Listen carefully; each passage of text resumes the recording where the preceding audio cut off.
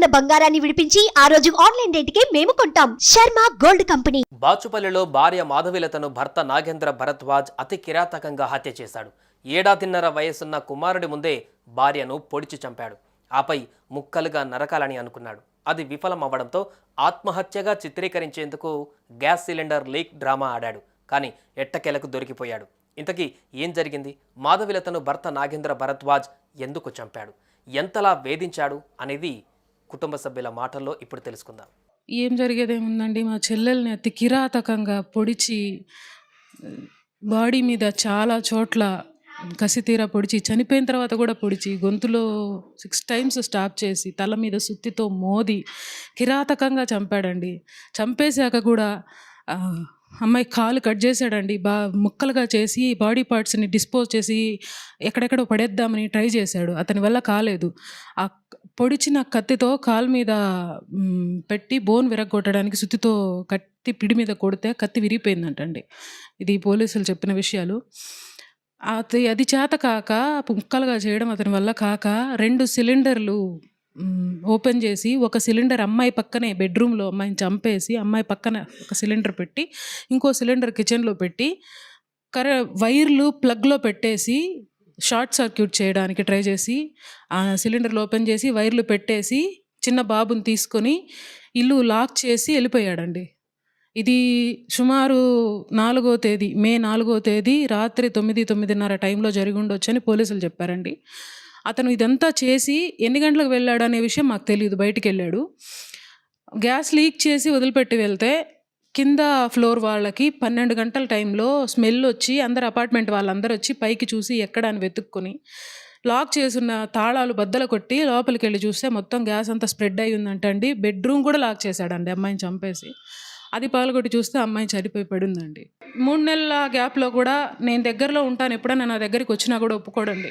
అక్క దగ్గరికి వెళ్తానన్నా నచ్చదు. మా మీద కూడా కోపం.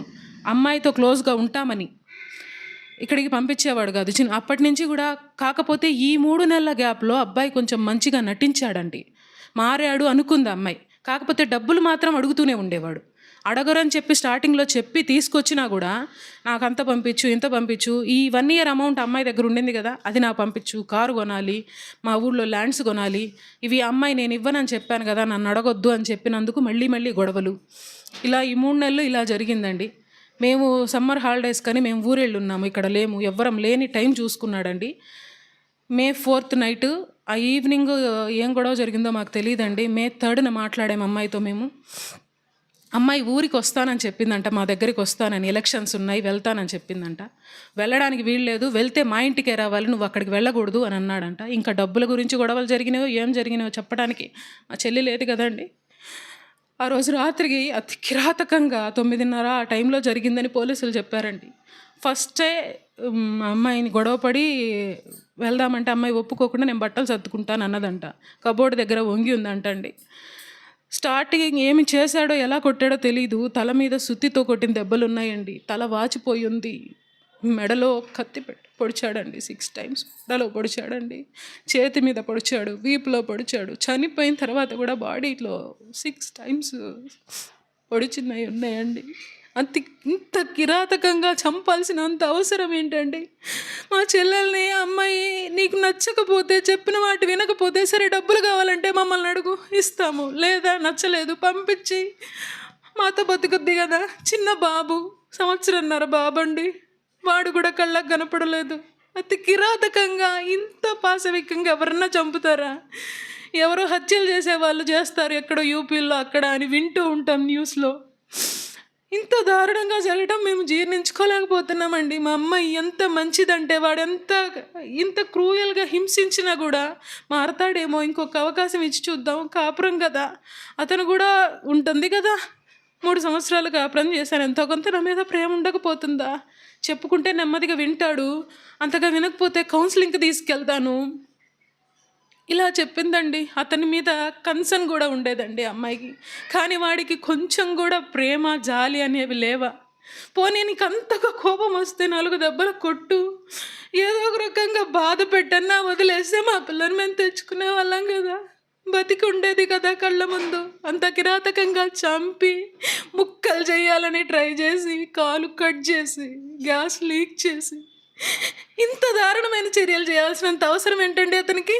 ఎంత సైకోయిక్ మెంటాలిటీ కాకపోతే ఇలా చేస్తారండి? ఎవరమన్నా మన నార్మల్గా మనుషులం ఇలా చేయగలుగుతామా? డెడ్ బాడీని చూస్తేనే అదో రకమైన ఫీల్ వచ్చేస్తుంది మనకి.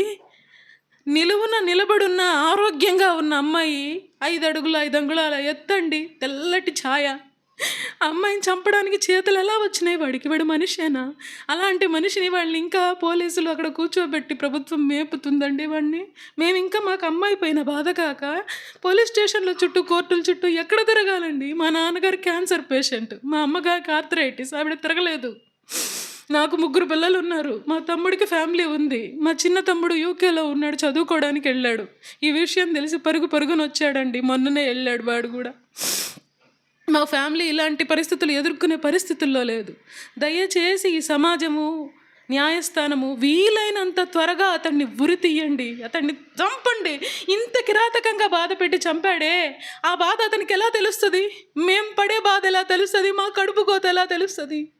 అర్థం చేసుకోండి మా బాధ. మేము కోర్టుల చుట్టూ సంవత్సరాల తరబడి తిరగలేము. వీలైనంత త్వరగా న్యాయం చేయండి, మా బాధను చల్లార్చండి. ఇంతకు మించి ఇంకేం అడగలేమండి మేము. ఇదొకటే కాదండి, ఇంకొక విషయం చెప్పాలి. అతని తండ్రి, ఇతనికి ఏ రకమైన సైకోయిక్ మెంటాలిటీ ఉందో అతని తండ్రికి ఇదే మెంటాలిటీ ఉందండి. ఇంత దారుణంగా కోడల్ని చంపినా కూడా అతను ఆ రిగ్రెట్, బాధ ఏమాత్రం లేదండి. మమ్మల్ని ఎవరిని, అమ్మాయి పరిస్థితి ఏంటి, ఎక్కడ ఖననం చేశారని కానీ, చిన్న బాబు ఎలా ఉన్నాడని కానీ ఎవ్వరిని కనీసం మాకు ఫోన్లు చేయలేదు సరికదా, తెలిసిన వాళ్ళ ద్వారా కూడా తెలుసుకునే ప్రయత్నం చేయలేదు. పైగా ఇంత కిరాతకంగా చంపిన వాడిని విడిపించడానికి వాడికి బెయిల్ కోసము పోలీస్ స్టేషన్ చుట్టూ తిరుగుతున్నాడండి అతని తల్లి తండ్రి. ఇంకా అతన్ని, అంత కిరాతకుడిని విడిపించి ఇంకెంతమందిని చంపుదామని వాళ్ళ ప్రయత్నం. డబ్బులుంటే ఎంత పనైనా చేస్తారా? మనుషుల్ని ఇంత నిలువునా చంపుతారా? అది అటువంటి చర్యలు జరగకుండా న్యాయస్థానం చూడాలని కోరుకుంటున్నామండి. అమ్మాయిని కిరాతకంగా పొడిచి చంపాడు. నా కూతుర్ని ఎవరికి చెప్పుకుంటూ తీరుతుంది బాధ. అమ్మాయి లక్షణంగా సాకి ఇంత పెద్ద అమ్మాయిని చేసి చదివించి ఉద్యోగం చేపించి లక్షలు సంపాదించి వాళ్ళకి ఇస్తుంటే దాహం తీరలే. ఎంత బాగా చూసుకోవాలి అమ్మాయిని, ఈ విధంగా చేస్తాడా? అప్పటికి 10 నెలల జీతం ఇవ్వలేదని కారు కొనుక్కోవాలా ఇవ్వమని అడిగాడు. అమ్మాయి ఇవ్వలేదు. ఇంకా ఆ గొడవలే ఉంటాయి అనుకుంటున్నాను. మా 2 నెలల తర్వాత వాళ్ళ ఇంటి దగ్గర ఉన్నట్టుండి మాకు వార్త వచ్చింది. పోయి అమ్మాయిని చూద్దామన్నా కానీ లేకుండా చేశారు. అక్కడ ఎలా ఉందో ఈ రోజుకి నేను చూడలేదు. అంత అయిపోయాక ఇంటికి తీసుకొస్తే చూస్తే అమ్మాయి ముఖం నల్లగా ఉంది. ఇంతకంటే ఘోరం ఉంటుందా? మా ఇండ్లలో అసలు ఎప్పుడూ జరగలేదు, ఎవరికి జరగలే. ఇంత రాక్షసులు ఈ చుట్టుపక్కల ఉన్నారని నాకు తెలియదు. అసలు తెలిస్తే ఈ సంబంధం చేసే వాళ్ళమే కాదు మేము. ఇట్లాంటి దరిద్రులకు, వాళ్ళకు మనుషులకు పుట్టిండో లేదో వాడు. మరి ఇంత రాక్షసుడు ఆ మంతును ఎవరన్నా చేస్తారా చెప్పండి? ఆ మంతును ఒక చేతులు ఎట్లా వస్తాయి వాడికి? ఆ రాక్షసుడు కదా వాడు. ఎన్ని కత్తిపోట్లు పొడిచాడో బిడ్డని, ఎంత బాధపడిందో నా బిడ్డ, ఎంత నరకం అనుభవించిందో. ఎవరు చూస్తారు ఇవన్నీ? వాళ్ళకి ఇలాగే జరిగితే కదా వాళ్ళకు బాధ అర్థమయ్యేది. ఇట్లాంటి బాధ వాళ్ళకు జరిగితే కదా నా ఉసురు తగలకుండా పోద్దా వాళ్ళకి, దరిద్రులకి. వాళ్ళు కట్నం కోసం, డబ్బుల కోసమే చేశారండి ఇవన్నీ. వాళ్ళకి ఆ అబ్బాయి బతికి బయటికి రాకూడదు, ఉరి శిక్ష పడాలి వాడికి. నా బాధ ఏదో వాళ్ళకు తెలియాలి. ఫోన్లో మాట్లాడుతున్నాం, ఏమ్మా ఎలా ఉన్నారు ఏం కదా అంటే, ఈమెకు ఏ విషయం బయటపడకుండా జాగ్రత్తగా పడి ఒక్కసారిగా అటాక్ చేసి ఆమెను క్రూరంగా చంపాడు. అంత క్రూరంగా చంపాల్సిన అవసరమే ఉంది? నా కూతుర్ని సమాజంలో పౌరురాలుగా నిలబెట్టడానికి నేను 22 సంవత్సరాలు కష్టపడ్డాను. అంత కష్టపడి సమాజంలో నిలబెడితే ఆమెను దుర్మార్గంగా చంపేసి ఆమెను డిస్పోజ్ చేయాలని చెప్పి, విడిభాగాలు చేయాలని, గ్యాస్ లీక్ చేసి అసలు ఒక యాక్సిడెంట్గా క్రియేట్ చేయాలని, అసలు ఇన్ని ఆలోచనలు ఎందుకు వస్తాయి మనిషికి? మళ్ళీ తను తప్పించుకోవడం కోసమై తనేదో ఆత్మహత్య చేసుకుంటున్నట్టు నటించి ఆ పోలీసులకు లొంగిపోయాడంట. పోలీసులు అన్ని కాపాడాలని ప్రయత్నం చేస్తున్నారు. ఎందుకో పోలీసులు ఇప్పుడు దాకా ఈ సమస్యను పోలీసుల ద్వారా బయటికి వెలుగులోకి రాలేదు. ఇప్పుడు ఎవరి ద్వారా తెలుసుకున్నారో ఈ మీడియా వాళ్ళు వస్తూ ఉన్నారు. వాళ్ళకు మా బాధను వెలిబుచ్చుకుంటున్నాం. ఈ కిరాతకుడిని సమాజానికి మేలు చేయడం కోసమైనా ఎన్కౌంటర్ చేసో ఉరి తీసో చేసి మా కుటుంబానికి రక్షణ కలుగజేస్తారని చెప్పి నేను ప్రార్థిస్తున్నానండి. సుమన్ టీవీలో మీ పర్సనల్ అండ్ బిజినెస్ ప్రమోషన్స్ కోసం కింది నెంబర్కి కాంటాక్ట్ చేయండి.